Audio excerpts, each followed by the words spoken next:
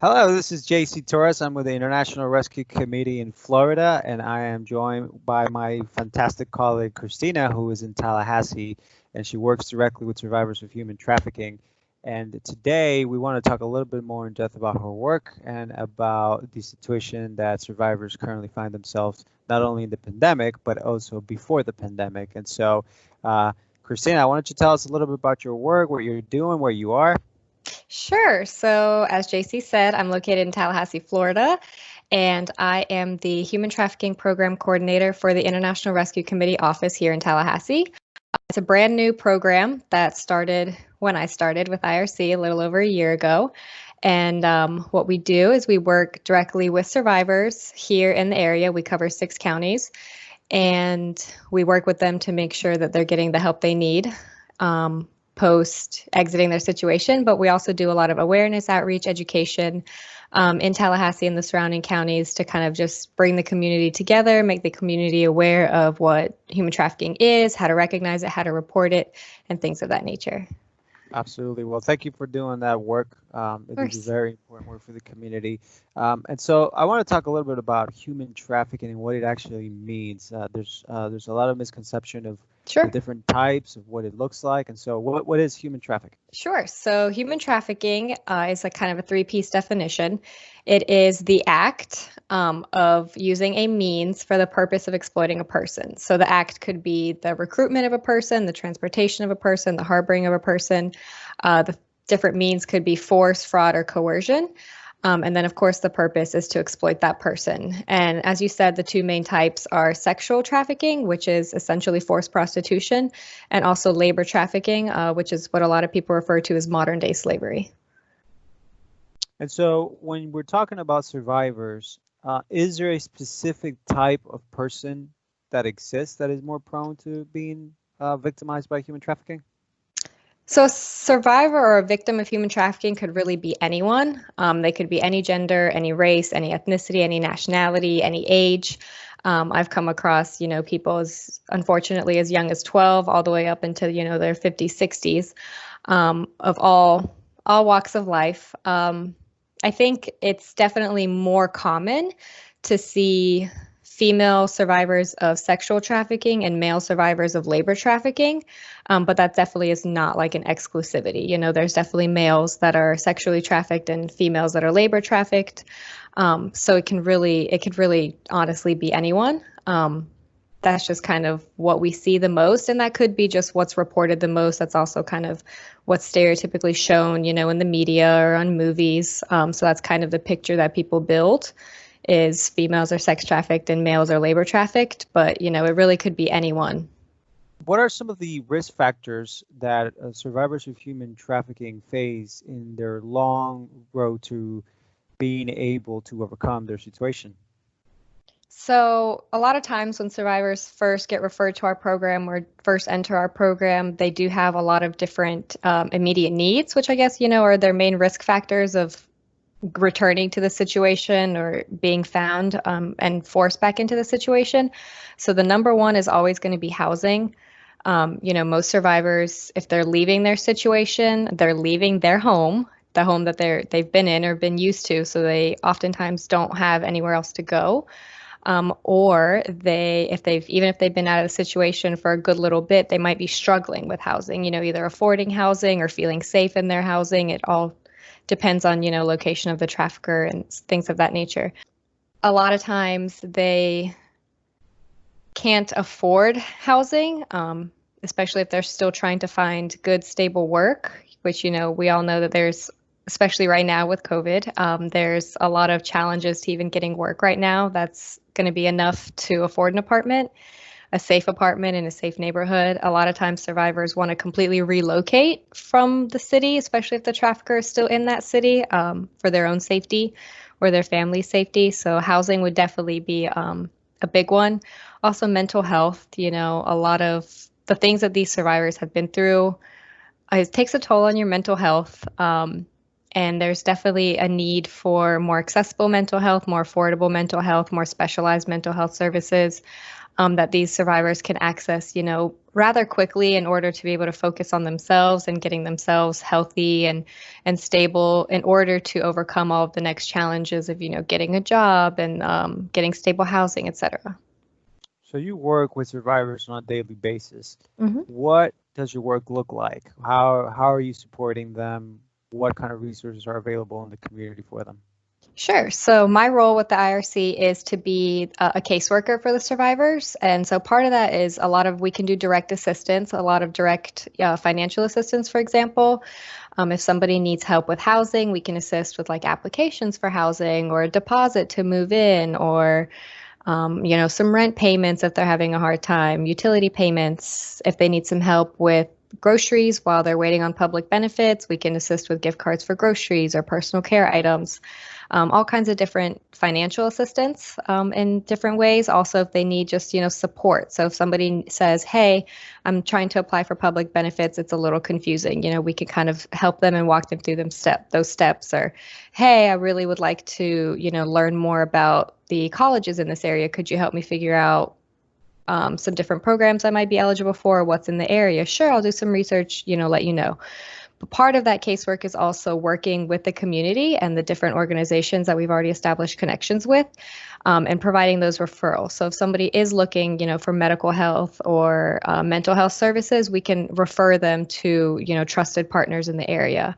Or if somebody needs to get some job readiness, wants to fix up their resume, kind of do some things like that, we can refer them to a local job readiness organization, things like that.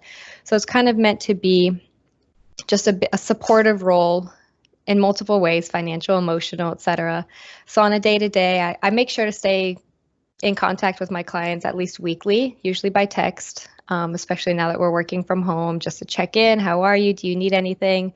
Keep that open line of communication. And if they do need something, just make sure that I'm staying on top of it. If it's needing to get some financial assistance, requesting that from whoever I need to request it from, or running to the store if I need to, or, going online and purchasing whatever. And if they need some kind of in-person, of course, pre-COVID, we would meet somewhere, they would come to the office. Post-COVID, during COVID, we usually do it all via phone or Zoom or something of that nature, depending on what the need is, so that we can still do that assistance for them. So there are indicators that during the pandemic, or at least there are reports that survivors who are sheltered in place may be exposed to continued trauma.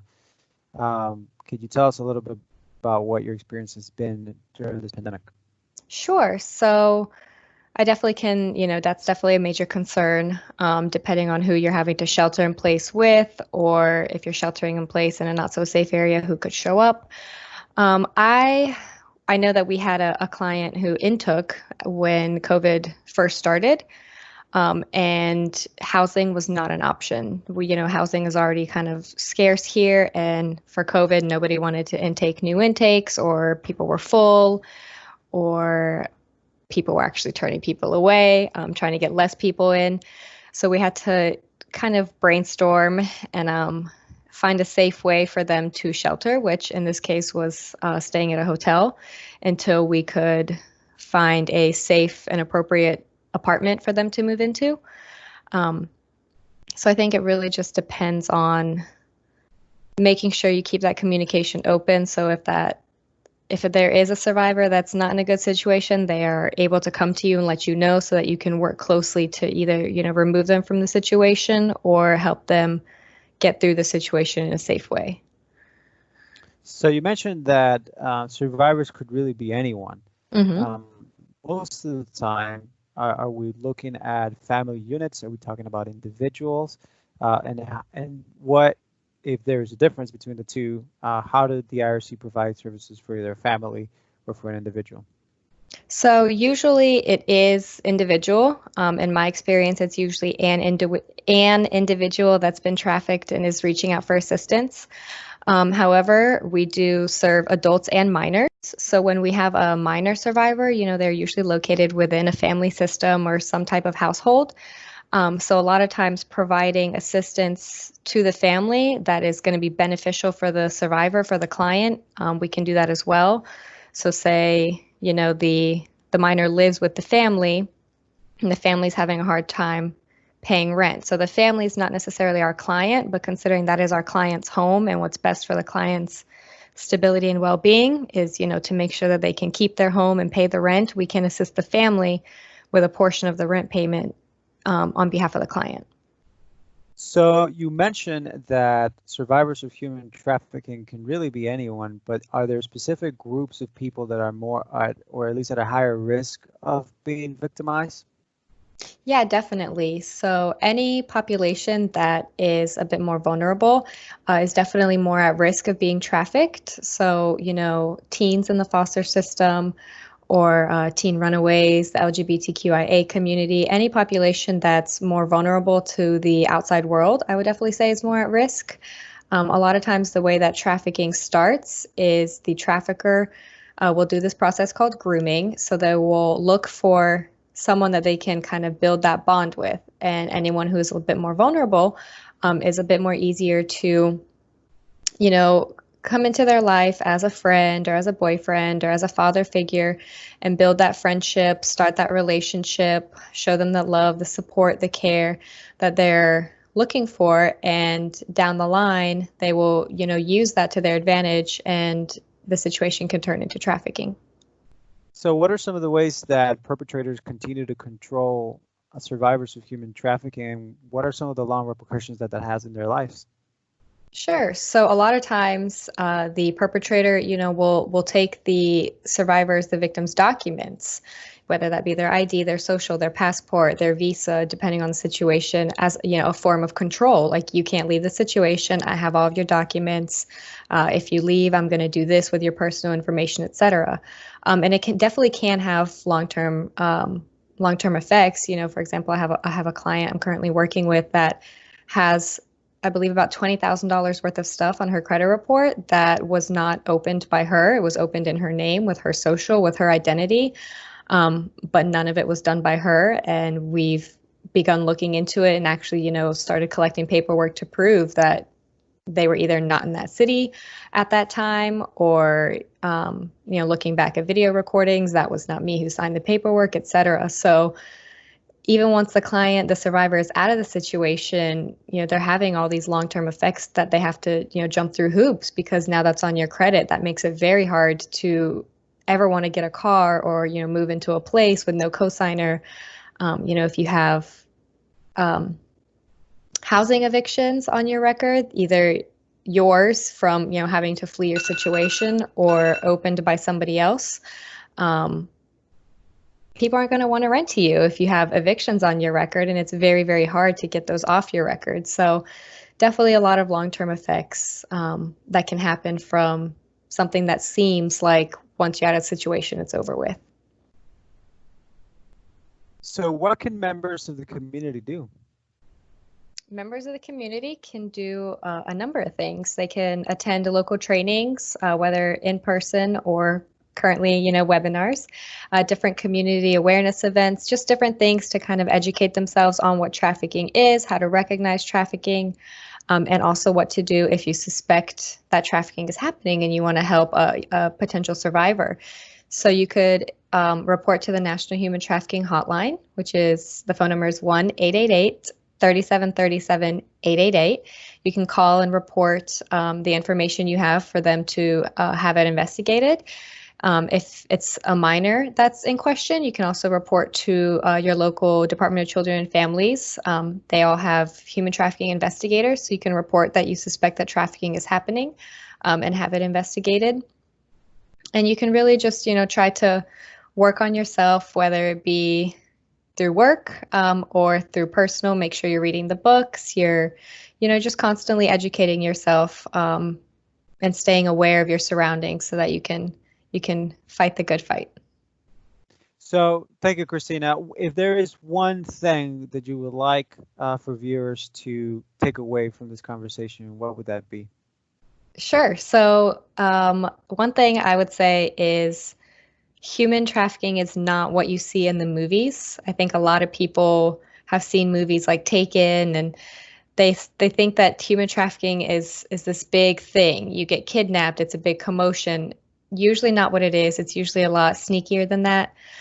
So definitely make sure that you are educating yourself, the proper way, reading the proper books, attending the proper trainings, so that you fully understand what trafficking is, because it happens everywhere. Every community. It happens here in Tallahassee. It happens in rural towns, big towns, everywhere. It's everywhere. And it's not what you see in the movie. So just make sure to really educate yourself so you know how to identify it and how to assist.